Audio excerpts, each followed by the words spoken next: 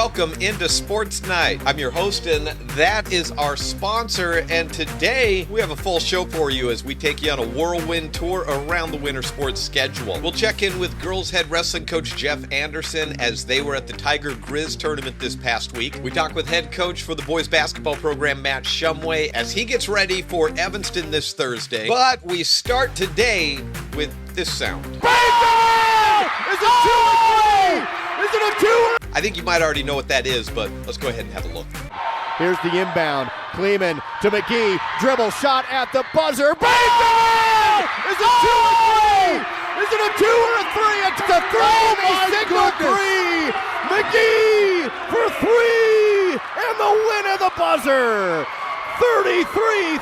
33-32. And that's how Star Valley took down Kelly Walsh by a single point one day after beating Natrona. Not a bad start to conference season, and not bad momentum to take into quad play this week with Evanston Thursday and Riverton on Saturday. But how about that shot? Well, I was able to catch up with Morgan this week and ask her what she was thinking when the ball hit the backboard. Like, ain't no way I made it. It was not a good shot. In my mind, I'm like, okay, 2 or 3. Then I was like, oh, that's kind of a funny angle. But once it hit the glass, I was like, I think that's going in. And the best part is if you go back and watch film, is the look on Morgan's face. I think she was in shock for like 5 seconds, like, I can't believe I just did that. Well, you did make it. And that shot helped erase a 17-5 deficit to Kelly Walsh to start the game. They'd also fought back on Friday multiple times after trailing Natrona County. When we're in holes, we don't give up, and I feel like that's been like all season. We don't ever just give up. We keep pushing back. Now Star Valley's eyes shift toward the Evanston Red Devils, a 6-6 team that over the weekend lost to Green River and beat Rock Springs. Against Evanston, Star Valley expects to see a ton of zone defense,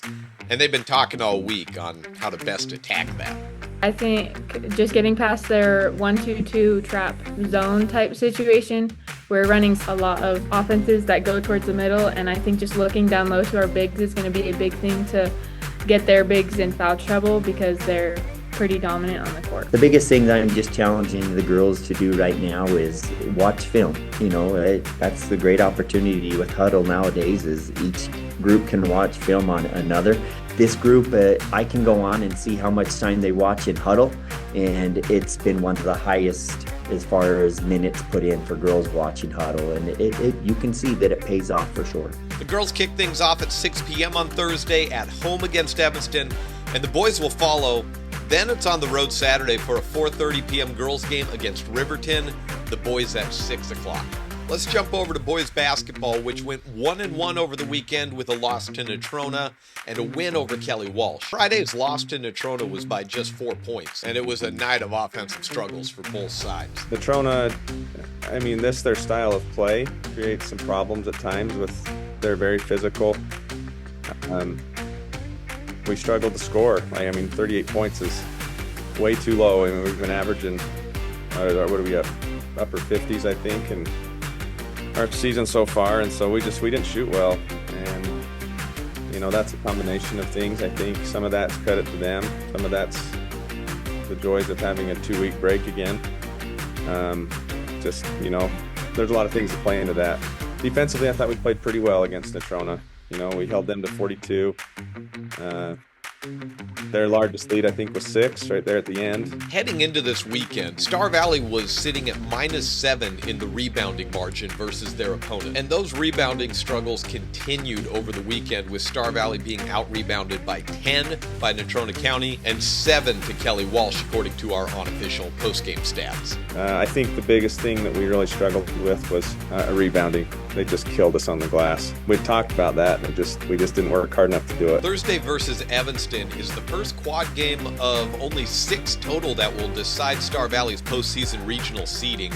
Coach Shumway said his team is again going into this matchup with a resolve to win that rebounding battle. Evanston sits at 3-10 on the year, but Coach Shumway has stressed not overlooking anyone. Also, this Evanston team is curiously back to running a lot of the old Evanston offense. So remember last year's episode about them finally ditching it? Yeah, that one? I guess throw that out, because Back to it. Anyway, that means Star Valley's going to need to be aware of the misdirection on the weak side at times. The Red Devils love getting you looking one way as they send the ball the other. Carolina, anyone? And that game will be live Thursday on SVInews.com at 7:30. This past Friday and Saturday, both teams were at the Tiger Grizz Invitational in Idaho. On the boys' side, senior Tel Perry won his bracket at 144, and his brother Kimball finished fourth at 138. On the girls' side, there were no individual champions, but Remy Allman, Kara Andrews, and Brooke Schwab all won the consolation round to take third place overall. It's not the headline of first place that we're worried about. We're trying to improve for the next competition and get to where we should be when we hit the end of February. Yeah, you learn from your losses, and we faced a lot of tough girls at Tiger Grizz. Our girls, we never backed down. I was really proud of how they wrestled. It was just high level competition, and the varsity girls just faced it head on. And maybe overlooked at times, the Tiger Grizz invite also has a JV bracket, which allows a lot of younger wrestlers to see mat time. We're really proud of our JV class. Every bracket had 6 to 12 girls, and every single one of our girls placed fourth or better. We had Afton Hunting, who placed first, and Dana Miranda, who placed second, and Abby Sanderson placed second, and Ridge Allman placed second. So young girls, new or have been in the sport a little bit, and they are showing us that they're the depth we need. They're going to perform for us in February as well. Wrestling is off this weekend again as they get ready for the Ronthon next week. Now, before I head out, I've got one more thing. 6 feet tall. It's a magic number in basketball. Are you 5'11" and on a basketball team? No, you're not. You're 6 feet. 5'10"? On a basketball team, you're 6 feet. 5'9"? Well, you get the picture. This came up during my talk with senior point guard Zach Thompson last week when I asked him about his own height. Well, I know that Duke and Dalsher helped me because they announced me at 6 foot, I've heard, and I don't know if even close to that. 5'9" maybe. Turns out that the girls' basketball team had heard about how Zach could become 6 feet, and they thought, why not us? Well, Duke, it was pointed out to me this week that maybe we should cheat a little bit on the heights for the girls. So starting at 6 foot tonight, number 3, Morgan McGee. Also 6-footer, number 4, Cam Mackey, a senior. Number 5, standing at 6 feet tall, leading the Lady Braves in points and rebounds, Ambry Nelson. Believe it or not, another 6-footer, a junior, number 12, Hudson Kleeman.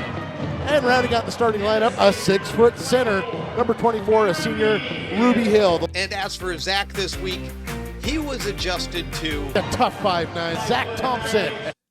And that's it for me. I'll see you next week.